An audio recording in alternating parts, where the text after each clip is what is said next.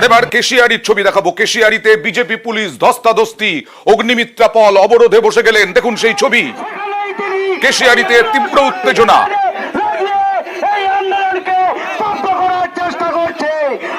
বিজেপির পঞ্চায়েত সমিতির সদস্যের ওপর হামলার অভিযোগ। প্রতিবাদে কেশিয়ারি বাজারে পথ অবরোধ বিজেপির।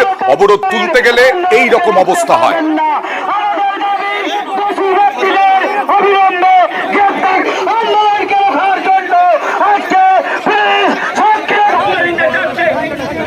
কথা বলবো প্রতিনিধি শঙ্করের সঙ্গে। শঙ্কর, বিজেপি পঞ্চায়েত সদস্যের উপরে হামলা কারা করেছে, কি অভিযোগ? তখন কদিন আগে বিজেপি পঞ্চায়েত সদস্যের উপরে একেবারে সর্বদলীয় ডাকা যে বৈঠক, সে বৈঠকের মধ্যে তাকে মারধর করা হয়েছিল। আর এই মারধরের অভিযোগ উঠেছিল তৃণমূলের যে রাজ্যের নেত্রী কল্পনা সিটের বিরুদ্ধে।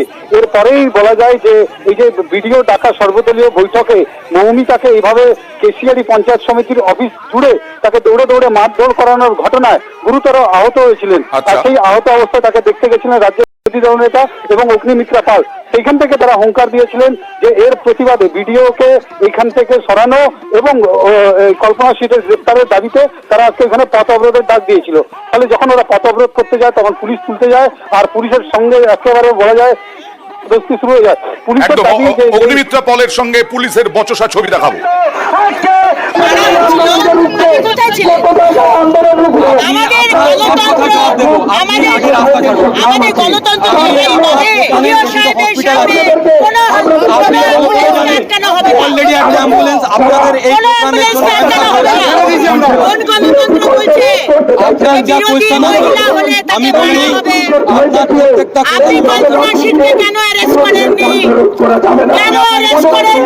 আপনি এখন বসে আছেন রাস্তায়, যে রাস্তাটা কানেক্টেড হচ্ছে বিভিন্ন হসপিটালের সঙ্গে।